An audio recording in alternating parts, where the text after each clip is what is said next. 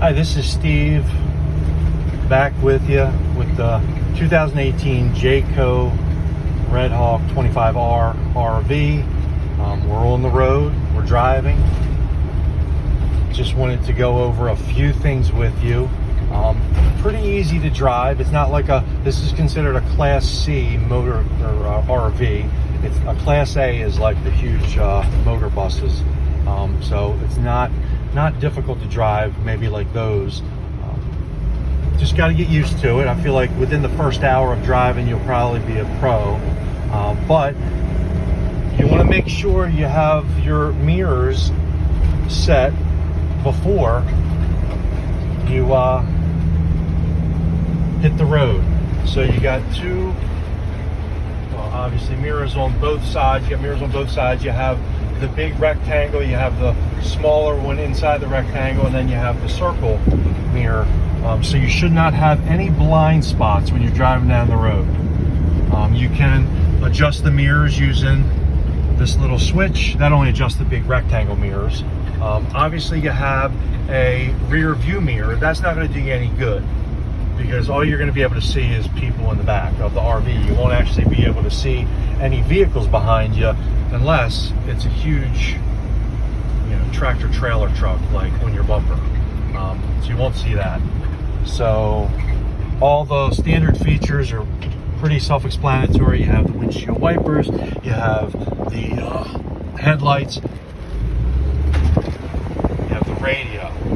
Important because the radio is also gonna, with this little monitor, show you your rear view camera. And I always use the rear view camera when I'm driving, because it gives you, obviously a good picture of what's happening behind you, and then also behind you in both lanes. So from here you're going to push this little silver button, if you can see it. Push that little silver button, and then it's got different options. You might want to let your passenger do this, because riding the RV, I mean, maybe I'll use one hand when I'm in my car, but two hands usually with the RV, just because it's so much bigger, and especially if it's a windy day, it could blow back and forth and in and out of a lane, if you don't have two hands on the wheel. So anyway, so you have, you have the radio on, and you're going to hit the button up here that says menu. Next, you have all these different options. You're going to go to next in the bottom corner. The last button up here, it says camera. I'm going to push camera. Oh, did it work? No. There it goes. Okay, so now the camera's on. So now we can see everything that's behind us, and if you can see the white lanes, it's going to show you pretty good, not just right, like I said, behind us, it's going to show you both sides.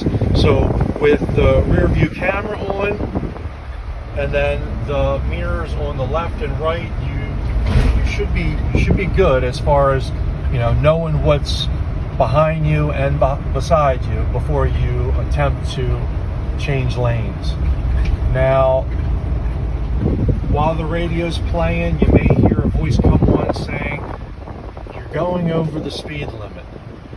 It's just like a built-in system. I don't know how it tells or knows, but it knows what the speed limits are on pretty much all the roads that we're driving on, and it will tell you if you're going over the speed limit.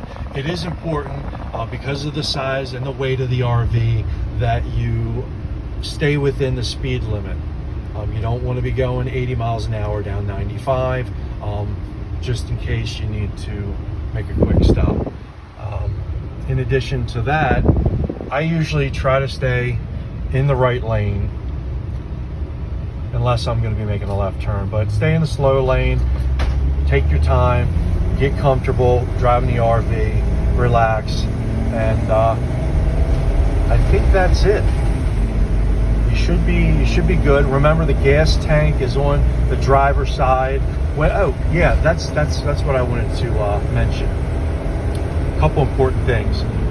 When you do pull over at a gas station to get gas, as I stated, the gas tank, or at least the access to the gas tank, is on the driver's side. So when you pull up to the gas pump, you're going to be a couple feet away from the pump in order to pump the gas. Now, there's two important things to know, and with a car, it doesn't really come into play, but in an RV or a truck like this, it does. There's two things. One is going to be your pivot point. So when we're at the gas station, for example, we fuel up, we're getting ready to pull out. Now, if I made a sharp, you know, like I turned the wheel and I made a sharp left-hand turn, like right out of the gas pump or the gas, you know, bay or whatever you want to call it, I could possibly run into the side of the gas pump. What I got to do, because the pivot point is the back RV wheels, I want to wait until the back RV wheels, or about the back of the RV wheels, are at the same, I guess, in the same area, at the same, I don't know what the word is, but you want to make sure the back wheels are where the obstacles are, you know, that are next to you, because you need to, because that's the pivot point. So if I was to drive out of the gas station, I would drive forward until my back wheels are, what's it, perpendicular or parallel, whatever the word is, with the obstacle, or, you know, whatever's on my, you know, left-hand side, which in this case would be a gas pump, and then I would cut the wheel to the left. That would enable my RV to safely exit without possibly running into the gas pumps with the side of the RV, because you cut it too early.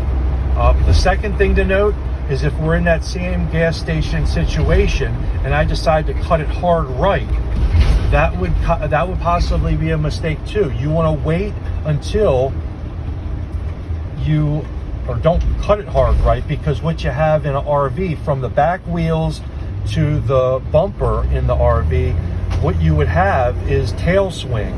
So you need to be aware of the tail swing, because if I cut it hard right, the back of the RV might kick out to the left and hit the gas pumps that are on my left-hand side. So two things to keep in mind: pivot points are the back wheels, so you want to pass, or, you know, at least be at the same, you know, distance where the obstacle is before you start cutting your wheels to the left or the right. And then also be aware of the tail swing, which is, you know, when the, you know, the portion of the RV from the back wheels to the back bumper, if you cut it hard right, the tail is going to swing to the left. If you cut it hard left, the tail is going to swing to the right. So just be aware, so you and have enough room on both sides so you don't hit anything. And with that, you should be ready to go and ready to drive. Once you do get to your RV or campground site, you backing in may be an issue. Obviously, you have the mirrors, you have the camera, but I would use a spotter. So the passenger, I would put the spotter, the passenger, outside in the back on the driver's side, so you can see them with your window down, so you can hear them, and they will help guide you back, so you don't accidentally run into a picnic table, a tree, or a fire pit, or anything else that may be in the campsite that you're not seeing when you're backing in. So use a spotter. And with that, I think that's all I have. So safe driving, and if, like I said, you have any questions or concerns, text me or call me, and I'll help you out. Bye.